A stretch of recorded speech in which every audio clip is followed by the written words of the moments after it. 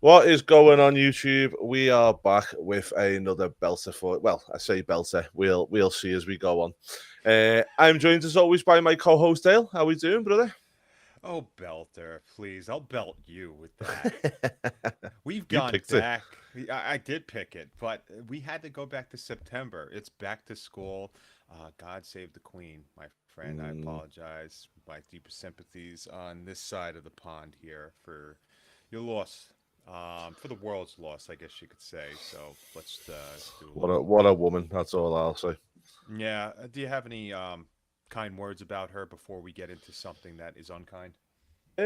Not really. Just she was just a really nice woman. You know what I mean? I had the privilege of seeing her a couple of times and stuff, and it was quite good. Yeah, I But kind of regret. You saw her? yeah, yeah, Okay. And was yeah. she doing this? She was, she was. Yep. Yep. But she was Did you just a wave lovely back? woman. I did. Did you wave back like I did. that? Good. Excellent. Well, we love you, the Queen. God save the Queen. But God cannot save us from this pay per view that we watched today or over the week.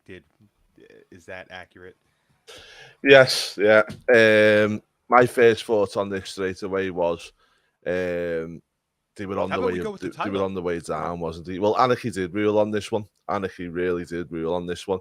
It wasn't a bad pay per view. I'm not going to sit here and absolutely destroy it because it's not. There is some good parts. There's some good people on this, and I don't want to knock people for the fact of that. But all in all, it was it wasn't the best. But let's get into it, shall we, my friend? Anarchy Rules, 1999. To me, the turning point of ECW as a company in itself. We will get to the real reasons why that actually happens. But we started off, I think we're doing a little small town show in Illinois. We're going to be at the Odeum Expo Center in Villa Park, Illinois. The Odeum Expo Center, attendance 6,000. And you and I have discussed this in the past. Do you like these small, gritty type feels as far as a venue goes, not just for ECW, but overall? Yeah, I do. I do. And also, it was quite funny because over in the UK, we have a stadium called Villa Park. And Oh, straight away, Ashton was going, well, when did ECW come to the UK, Dad? And it was like, yeah, they didn't, son, but, you know. wait, yeah, they couldn't afford the airfare. Yeah. And I don't think the Villa Park in the UK is like 50,000 seater, so I don't think they would have sold that out. Definitely not. Uh, no, they could actually. If you think about it, they may have gotten 10,000. Hmm. Have They they ever did. done I will tell you the attendance now. 6,000. right? But if they went to Europe, anywhere in Europe, do you think that they would have a quote unquote sellout in the No, 15,000? No. no, Okay. no. The problem you had with ECW is the exposure over in the UK just wasn't there. It just wasn't there at the time. You know, we used to tape trades and stuff like that to watch ECW over here. For people that don't know what tape trading was, it's literally that. People like Tony Khan pride themselves on being tape traders, which the only tape he's traded is Scotch. And you know I've Mm, been saying that for years. But I do believe that that was a great source of how people really found out who wrestlers are, whether it was with Japan, whether it was at the ECW or old stuff, even such as Smoky Mountain. People were trading these and just saying, look at this guy. And it was good because you didn't oversaturate the market with names. It's cool when things are whispers. hmm That's it, and that's the way it was back then, wasn't it? You know, it was quite a different era, wasn't it? And like nowadays, I think we are pretty lucky in the fact that we get everything. There's no wrestling kind of show that you can't find over here in the UK anymore. Where back then, you know, it wasn't as quite available as it is now. Is probably the best word. It's a double edged sword, though, because I wish that some of those people would remain whispers for modern day. But we're not talking about modern day, my friend. Although, how was Clash at the Castle? Did you enjoy that? You It was went? awesome. It was absolutely awesome. And you know what? Some of the matches on there were just belters, and Triple H is doing a cracking job. He really is. Bit of thing about this, like the merch stores and stuff like that, you just couldn't get near them. And I think WWE underestimated, which to me is a good thing. I'm not going to moan about this because I feel WWE underestimated the power of the UK fans and what they do. It was 63,000 people there, but also the merch stuff sold out on the Friday before the actual event. A lot of it was gone, so I don't think they realised the demand for it. But I'm not going to moan about it because I believe that by doing that, it will, going forward, we'll see a lot more pay-per-views in the UK. It has to happen. And when we reviewed NXT London a couple of weeks ago, it just showed how amazing of a fabric the European countries have as far as wrestling goes. But Yeah. going back to 1999, my friend, in this spectacle of Anarchy Rulz 1999, the main storyline here is that Taz and Paul E. Dangerously are not at good terms. Paul Heyman is on the cusp. He's not the over embellished character that's on screen all the time. He's still kind of like he's more than what Tony Khan is now, but much less than what Vince McMahon was Yeah, and Eric Bischoff were back in yeah. 1999. That was a good storyline, and we see that. We'll get to that real quick. But Joey Styles on commentary, and There was a familiar face with him, wasn't there? there was a wonderful and amazingly familiar face there. Well, he was familiar from about here downwards. That's what I always say with him. With Cyrus, you don't need to see the top half of his head or his eyes to know who it is. It's all about the jawline, the mouth, for me, with him. He whatever the look is, the face, the charisma, the attitude is made for wrestling, and he helped this pay per view out a lot with his commentary. Mm-hmm. I loved how he was speaking with Joey Styles. Yeah. And he's still the same nowadays. And just in case any of you guys go back and watch it or can't figure out who we're going on about, do you want to tell them who our modern day guy is, Dale? Don Callis, which is Kenny Omega's, I was going to say trainer, but Kenny Omega's manager at this point. And I guess you could say affiliate with the Young Bucks as well. Great on-screen character all throughout his career. They tried to actually have him, I don't know if you know this, but in the early 90s to mid 90s, he was going to be a tag team with a wrestler in WWF who then left to WCW as a charismatic looking model. Who do you think that partner was going to be? Yep. Yeah, they were going to be a tag team. Ah, it's interesting. Well, Don All Night here was great. And do you know what? I do like the way Joey Styles opens the show in the ring. I always like that. I don't know why, but I did always like it. On the negative side, I felt that the opening to the pay-per-view, especially with the graphics and stuff like that, it just felt like more of a show than anything else. I felt the graphic was far too long, and it didn't really do much for the actual show, in my opinion. Agreed. This what they do when they open up the TNN show was probably a lot better, and obviously it was a year or so later. Actually, no, the TNN show might have been right then and there, but that opening was a lot better than what they had at this point for this pay-per-view. Yeah. But we open it up with Joey Styles and Callis in the ring.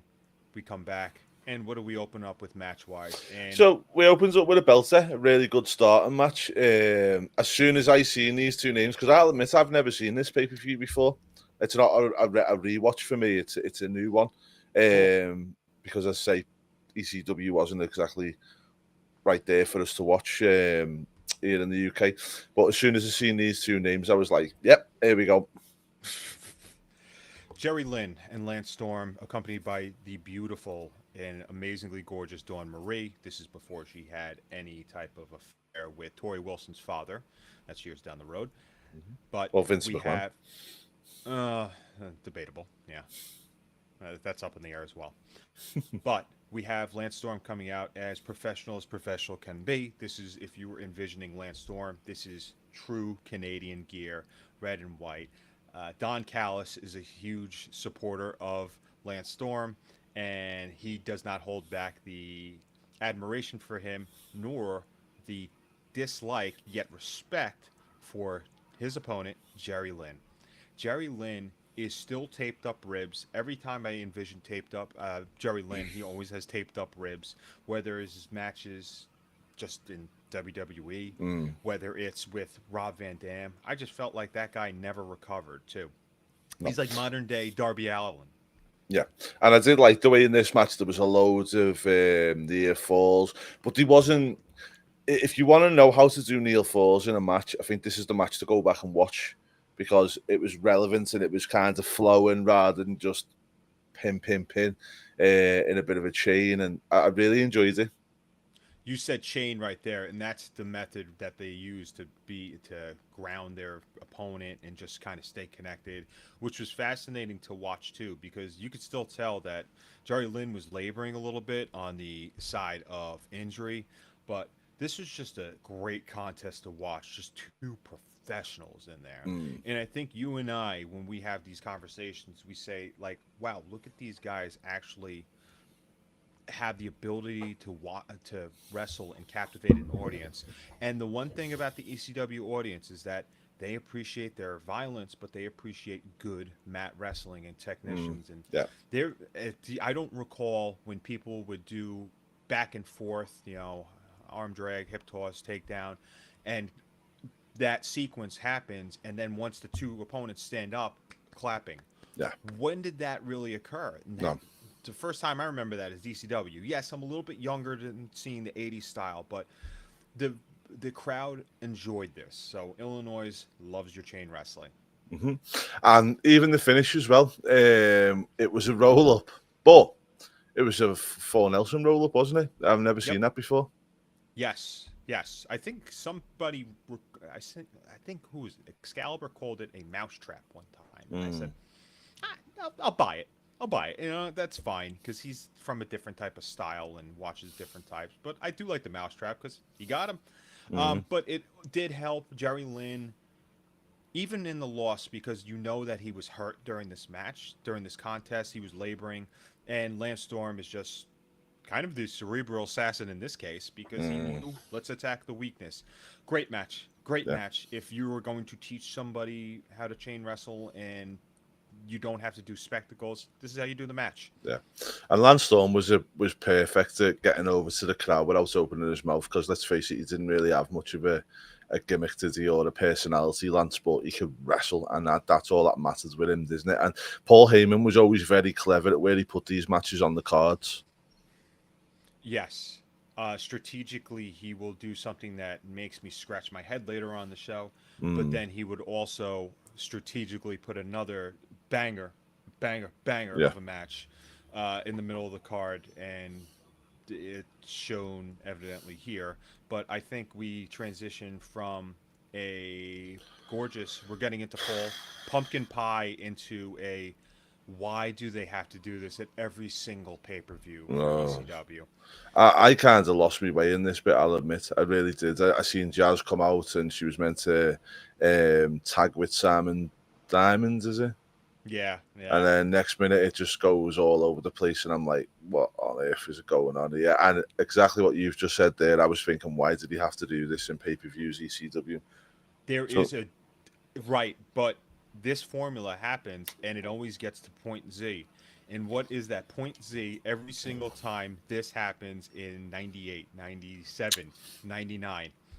Who was mm, the he was the equalizer there? New Jack. yeah, yeah.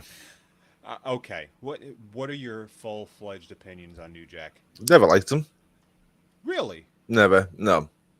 Okay. Especially after watching Dark Side of the Ring, I thought he was an absolute idiot. Okay. I And I used to think he'd go on about being this tough guy, and it's like, but you're saying you're a tough guy, but you zap somebody with a cattle prod, or you do this. Do you know what I mean? It's like I just looked at him and just thought, you're just an ass, really. He was out to hurt people, and that mass transit Yeah. accident. I see what you're saying. No, it's I've even seen like in this, you can see he's extra going to just, do you know what I mean? And it's like, still, if that was me and I was a wrestler, I'd kick his head in. this is what Paul wanted. Mm, Paul wanted the best out of these people, and even for the people that New Jack would hit with a keyboard, a garbage pail, he said, "Lay it in there," and these people weren't afraid to lay it in there. mm. This was Simon Diamond and Jazz teaming up with whoever, and then it was Simon didn't save, so you're gonna face somebody in the Yeah, ECW Tom training Marquez, school. wasn't it? He faced. Yeah, and I was Uh, like, this sucked. It just sucked. But these guys were told, get to the forefront, make yourself a moment, I guess you could say, and you're on pay per view and make the best out of it. So they had no problem actually talking about Mm, how let's let's yeah. let's go I and mean, let's lay it in one there. thing that was dead interesting here is when I've got the match card up in front of me, obviously, just to remind me of what happens and stuff. It says here, Ches Chetty and Nova fought Simon Diamond and Tony DeVito to a non-contest. I didn't even realise that it got into a match.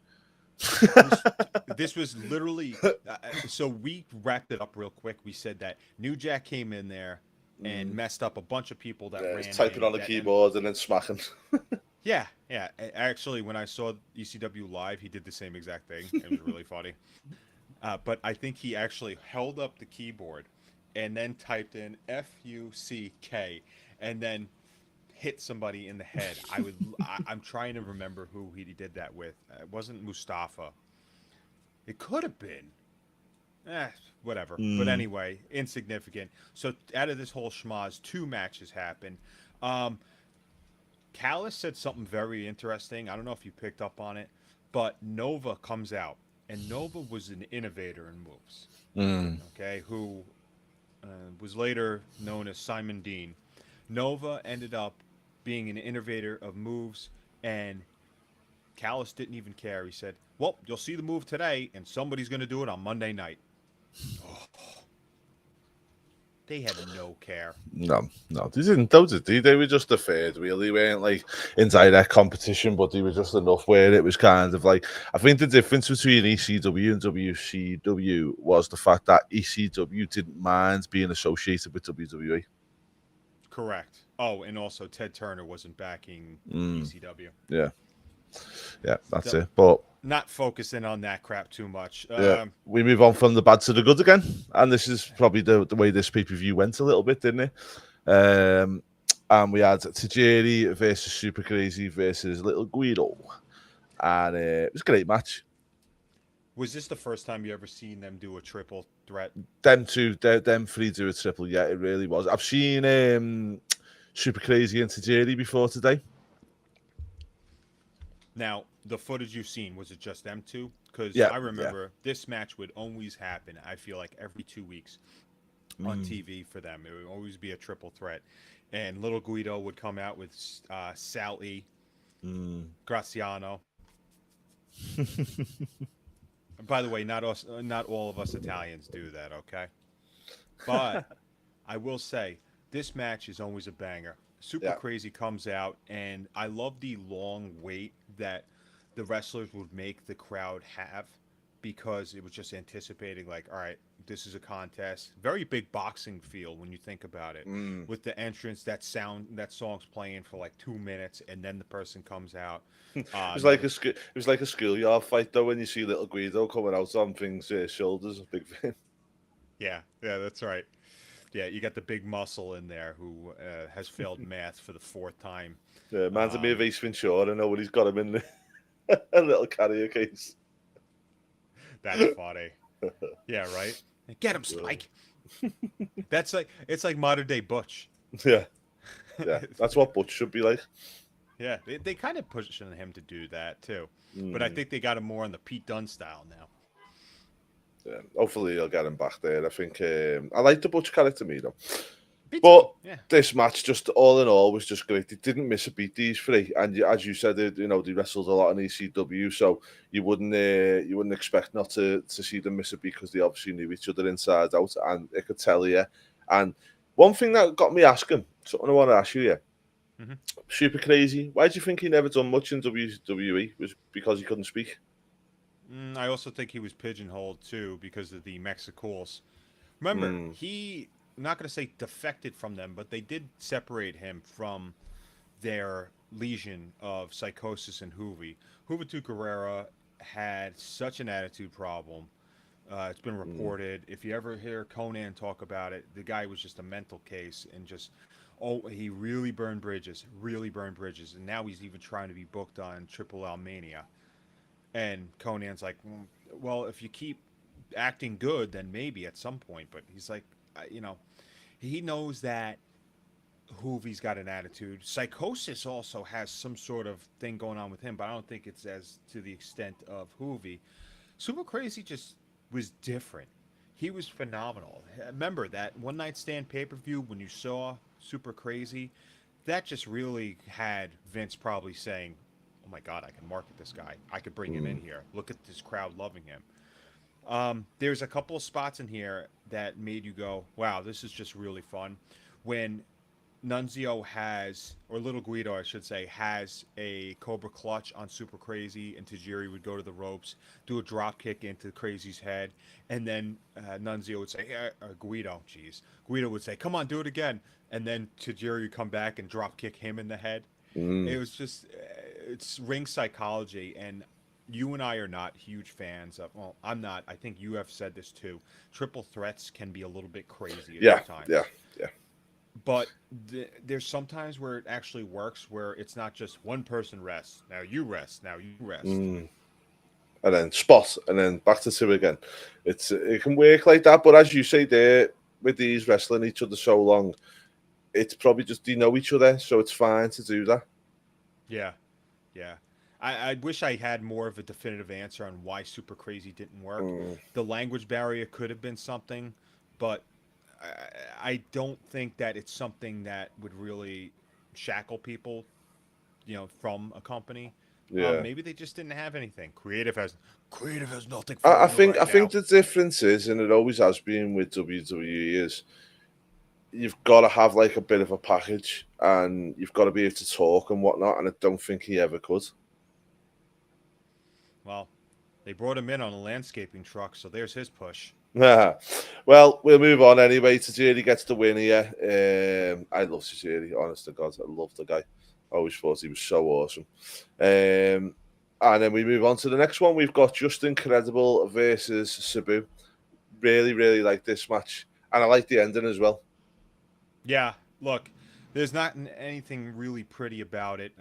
You have Just Incredible coming out with Jason Sensation, who Mm, I believe was an eliminator at one point with Saturn and Kronos. mm, So he was like the third piece there.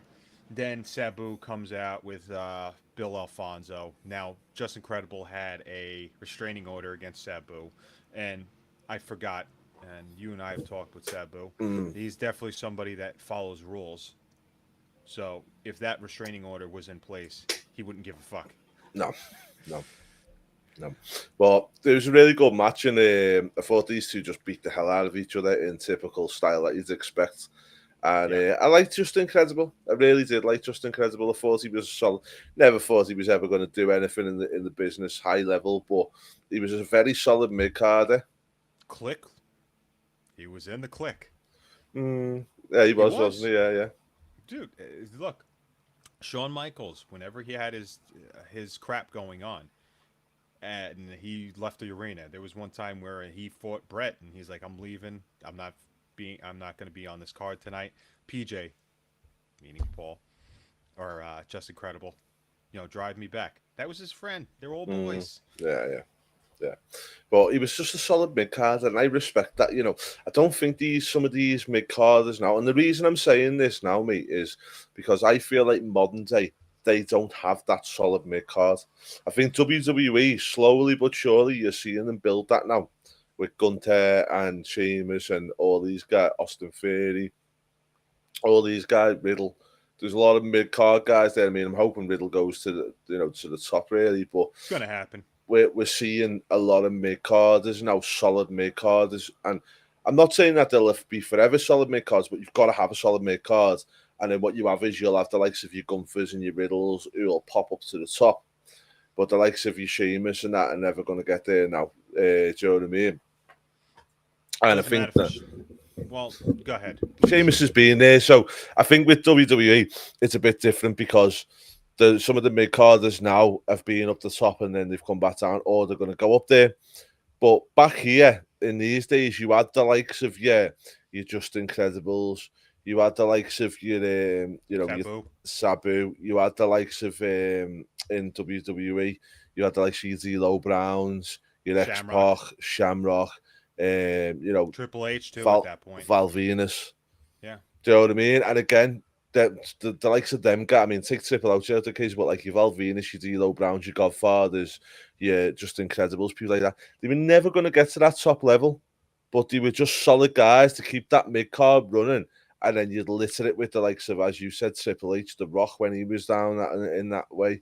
You know, going back to 92, 91, you had the Bret Harts and that in the mid card. But you always had them solid mid carders that never, like, you know, British Bulldog was a solid mid carder. He was never a main eventer. But, Correct. and that's one thing I loved about this era and, like, you know, before that was the mid card. You always had them solid mid carders that were there, and then you'd scatter that with people who you were going to look to move to the main card, and they give them the matches that they needed to see whether they were ready for the top of the card or not. Paul made sure to have the positives flow through better than what they lack in financial support. And he made sure that these guys were able and capable to talk on the mic, and Credible was able to do that. He had a good look to him. He had a badass, like, I'm not going to take any crap from you, but I'm going to be a heel sort of way type of look to him. You mentioned Sheamus before, and you and I reviewed Money in the Bank 2010. That was, I think he won the title within that year, Yeah, his he first did. year of starting. Now, he's been in that quote unquote floundering mid card to upper mid card range ever since then. Not a bad career. Not a bad career. But when Sheamus is in a match, you know he's going to do the job, Yeah, correct? yeah. I think as well as that, has to answer this question for me, right? Sheamus floated around in the mid card because the mid card wasn't good, not because Sheamus wasn't. And Correct. is that correct? Yeah, you have to, like I said, you need to have certain people go over to places. All right, so here's a great point. ECW, the show, they had just ECW originals and some of the Farm Club, some of the OVW guys, put them up there. Okay, now what happened after that? They had a curveball thrown in with Paul Heyman saying, "Nope, Big Show, you're going to be down at ECW." Oh, Test, you want to come down here too? Okay, run this circuit. Bobby Lashley, here, come here. Remember, Kurt Angle even came to ECW. Then Mm-hmm. they had Cena on there. So they injected that life of that upper tier character. And you can say what you want about Big Show. The guy was able to, Oh, we could go. We could yeah, go. yeah, exactly. So remember, the night after Mania, when they did it at the Performance Center, uh, Mm. who fought? Yeah, night after Mania at that Raw, who fought Drew McIntyre? It's Big Show, Mm-hmm. and they had a great match. Yeah. These are guys that could continuously go, but at that point, like you said, Big Show was also a mid carder. Mm. It's just incredible. Was a guy that later on, way down the road in this company that'll probably be in 2 years that'll end from this time, he's going to win that title from Mm. Tommy Dreamer, who self-admittedly never wanted to win the title. I never thought he should have won the title, but No. Paul Heyman knew exactly, well, this company's going in the shitter, so Yeah. I'm going to give him the title and have everybody do their feel-good moment. Although that'll get shattered within moments of that because Just Incredible will come out. We talked about Sabu being a guy that just, yeah, there's spots, but there's also wrestling, and he was taught how to wrestle by Mm. his uncle. And I love Sabu for it. Um, just watching him just made me realize, like, he was something really special when he'd come out and just the crowd was able to pop. I think it wasn't just the legacy that he built with his matches against Taz. I think it was just also him being crazy and putting his body on the line and life on the line in a lot of different matches. And that's what I'm grateful for watching. Yeah. I'm even grateful for us having to speak with them. That was awesome. Yeah, it really was. But anyways, just incredible goes over there. Sabu was one of them guys. I always say Sabu reminds me a lot of Happy Corbin, not from the wrestling sense of view or nothing, but he can take a loss and move on, and it doesn't really mean anything. He takes a loss by the That's Incredible, which is a tombstone pile driver on a chair. Okay, Yeah, there was yeah. lots of kickouts here. Everybody is, like the Road Warrior here, but it's told a good story because Sabu was reckless and wanted to kill Just Incredible. I wish I remembered the actual storyline for the restraining order, but still, Yeah, yeah. fun stuff, man. This is where you start getting into that nitty gritty part of the pay-per-view. Yeah. Okay. Okay, doke. Well, we move on to the next match, the ECW Championship match, not the main event. Let's point that out. Which we don't. It doesn't really bother me because back in these days, sometimes the main event wasn't the championship match, was it? But why is that Tanaka here? This is where we enter in the ECAEW territory of like bringing people in that probably no one even knows nothing about apart from the hardcore fans. And it's just I like, Okay. Now, I remember watching this pay-per-view live when I was a kid, and I remember seeing this guy and only seeing those 30-second, 1-minute packages on who this guy is. Still a better introduction than what AEW does from saying, "Oh, here's Aussie Open." Who the fuck's that? Um, exactly. Sorry about that. But Tanaka is a guy that quickly, I did a foul play there. Tanaka's a guy though that after watching this match, I wanted to see more of him. I didn't really care still. Oh, you didn't like the no sell of the chair shots? No, I didn't really care. I'm not a fan of Japanese wrestling, but that's just me personally. But here's the thing though, I didn't consider it Japanese wrestling at that time because it was a Japanese guy that was just wrestling. That's like you and I have a show. Is this considered a British show? Is this considered an American show? This is a British show. I'll have you know. I think it's a transatlantic show. That's the whole point. That's right. It's the Oceans show. It's our special relationship, as the politicians call it. We've signed waivers and paperwork saying what exactly that relationship is. Yeah, yeah. But and don't worry, guys. There's a lot of miles between us. I cannot touch him for the record. no, but certain appendages can cross that anyway. But I will say this. Okay, so you're having Taz go up here. Now, the internet is kind of a thing at that point. There's whispers about the future of Taz and what is going to be next in line for him. And shortly that will be discovered and we'll find out what happens a few months down the road. Well, we'll disclose that after the match, but it's not really a spoiler alert. The beginning of the pay-per-view shows Masato Tanaka coming out of his car and being interviewed and stopping just dead in the tracks, right, Andy? Mm-hmm. And behind him is a guy that you don't really know too much, but he's very loud and has a beef with Tanaka about this and says that something is brewing and I'm threatening you to an awesome jury. What did he say? Something awesome. Okay. So Taz is in the ring. Beat me if you can. Survive if I let you. Great persona. What did you think of Taz's persona in ECW? I liked him in ECW. I thought he was quite cool, but again, when I found out after I'd already watched it that he was not this one, but when I first started watching ECW and I found out he was a champion in ECW, I was like, what? Because I just never seen him as a champion. But then when I watched him in ECW, it was like it kind of worked, yeah. Yeah, you would see those still shots of him like this, and you'd be like, "Who's this guy?" And he looked massive from the top, and then you saw him standing there. You're like, "He's not so big," but it didn't matter because what he did in the ring against guys like Bam Bam Bigelow, against huger stars like the aforementioned Sabu, you would see how well he was and just that wrestling technique, some of the cleanest suplexes you've ever seen. But that also goes with the opponent that he's facing as well. So Tanaka and Taz are in the ring. Taz gets to see something in the crowd. The crowd, by the way, the best thing about ECW is seeing crowd reactions. Yeah. I love that. I said before, everybody in the crowd looks like an ensemble of, or a different part of Phil Anselmo in his career at Pantera. But, by the way, are you excited for the Pantera reunion? No.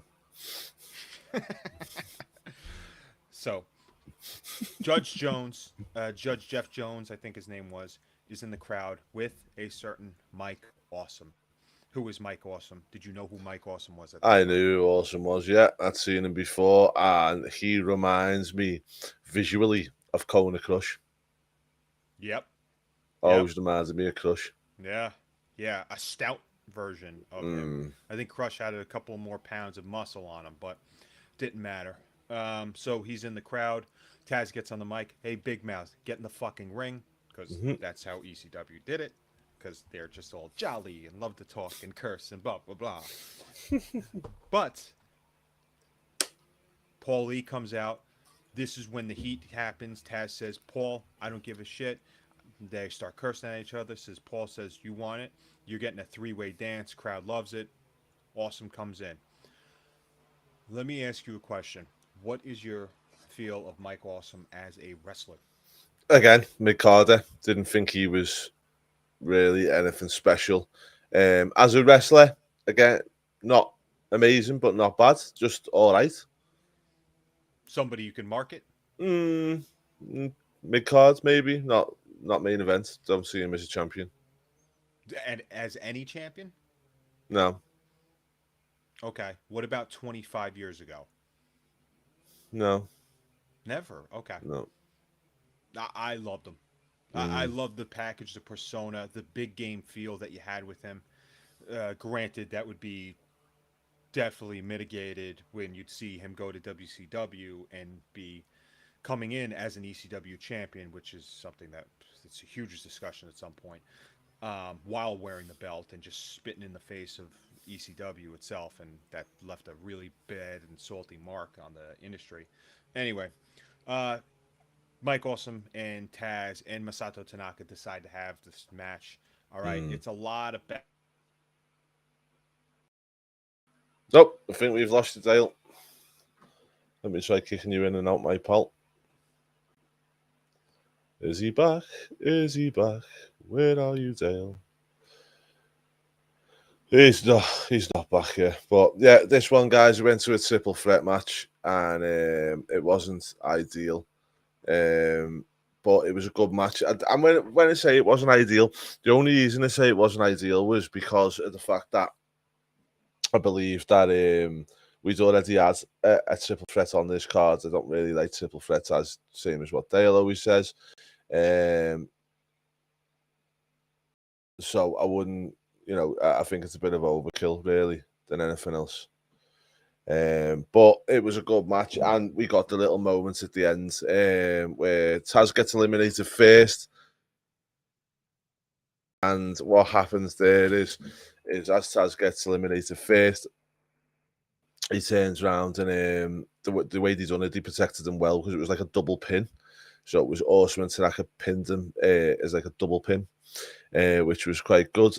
And then what happens after that is it was Awesome versus Tanaka, so we knew we were going to get a new champion. I think straight away there, though, I realised because Tanaka was coming over as like kind of a thing, I knew it was Awesome's time. We did get a few little bits and bobs that I didn't really like, and this started getting a bit weird again, as ECW did around about this time. But in the end, we got what we came for. Awesome got the win. Then you turn around and see then Paul Heyman comes over, hugs Taz to give him a bit of a wave off. Obviously, that's because at this point he was going to WWE. And everybody went home happy with that part of it. But it was not a bad match. Really good, to be honest with you. I thought that it was very well done. Taz got a nice send-off, which we wanted to see, and then we moved on. Don't know whether it should have been the end of the show, though, especially with the kind of way that they were saying goodbye to Taz. I think maybe we should have just done that, but yeah, well, you can't have everything, I suppose. But we move. Next one, we had Tommy Dreamer and Raven with Francine versus Rhino and Steve Corino with Jack Victory for the Tag Team Championships. Again, just started going a bit weird here again with all the kinds of craziness that goes on at ECW. It wasn't necessary. You had some great people in this match. We could have just left it as it is. We just started getting everyone out there, and it just got weird. And yeah, it wasn't the best at all. But it was weird, a bit weird. But it is what it is. But Raven and Dreamer hit simultaneous DVDs on Jack Carino, respectively, and then pinned them to retain the title. Originally, Carino was going to bring in the Insane Clown Posse as a surprise to face Dreamer and Raven, but the management pulled them from the show, resulting in a change of the card. But then we go on to the main event. Main event was Rob Van Dam defending his World Television Championship against Johnny Smith in the main event.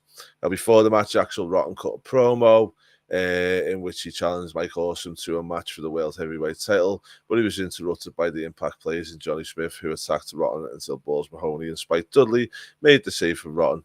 Mahoney hit the chair shot to Smith, which resulted in being substituted for Smith against RVD. Balls Mahoney come in, so it was Balls Mahoney versus RVD. Dr. Van Dam dominated by RVD and hit him with a chair to cover him for the pinfall. Bill Alfonso broke up the pin call, hitting Mahoney with a chair shot. Mahoney went after Alfonso and got distracted, allowing RVD to hit the Van Daminator and a 5-star Splog Flash. And that was the retaining. Good match, really good match. I think RVD can always get the best out of anyone, and you can put him in with any dance partner and he'll do well. Think for me, it should have been the main event, should have been the triple threat. Realistically, I think that would have ended it on a nice way, but at the same time, you know, RVD closing out your show is not going to be anything really too bad.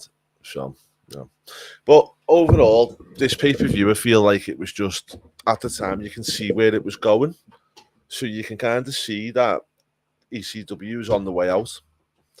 And I don't know what it was, whether Paul was just panicking and he was trying to build it too quick, and he started to getting it wrong on a lot of things, and also these crazy kind of brawls and stuff that we'd seen them before, but I just felt like this one was very hit because I feel like as also as well as if you look back to WWE at this time and WCW to a certain extent, is they were starting to show some like good production.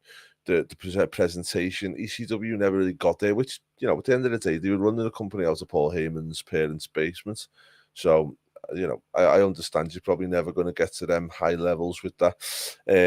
But yeah, I feel like in 1990, you can see where ECW was starting to go down the nick.